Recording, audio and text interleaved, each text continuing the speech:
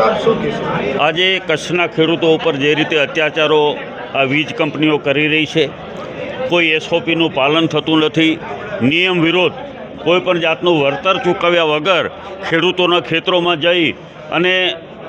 દાદાગીરી કરી તાનાશાહી પોલીસનો બંદોબસ્ત મેળવી અને બળજબરીથી જ્યારે વીજ લાઈનો પસાર કરવામાં આવી રહી છે, ત્યારે આજે ગુજરાતમાંથી અમારા ખેડૂતના આપણા નેતાઓ આવ્યા, કલેક્ટર શ્રી સાથે ખૂબ ચર્ચાઓ થઈ અને કલેક્ટરશ્રીને અમે એક ચોખ્ખી વાત કરી કે પહેલી વાત તો તમારા જે કોરિડોર છે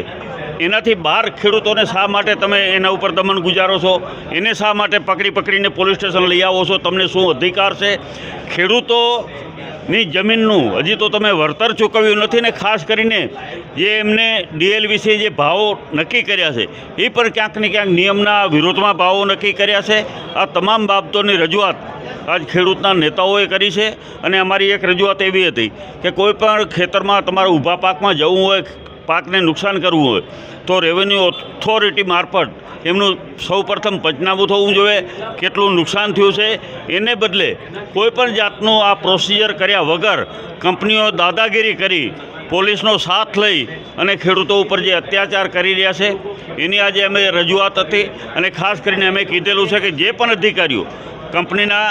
લોકો હોય, પોલીસ અધિકારીઓ હોય કે રેવન્યુ ઓથોરિટી હોય, જેમને પણ ખોટું કર્યું હોય, નિયમથી બહાર કામ કર્યું હોય એના ઉપર ફોજદારી ફરિયાદ કરવામાં આવે એ પણ અમારી માંગણી હતી. અને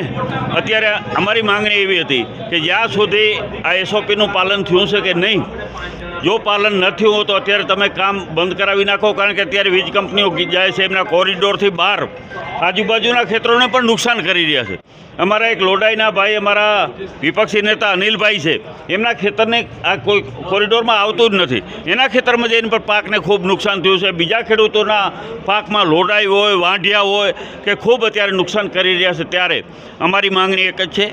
કે તમારે ખરેખર બજાર ભાવ પણ ધ્યાનમાં રાખવો જોઈએ, વાણિજ્ય હેતુની પણ ધ્યાનમાં રાખી અને ખેડૂતોને યોગ્ય વળતર મળે એના માટે કામ કરવું જોઈએ. પરંતુ ક્યાંક ને ક્યાંક ઉપર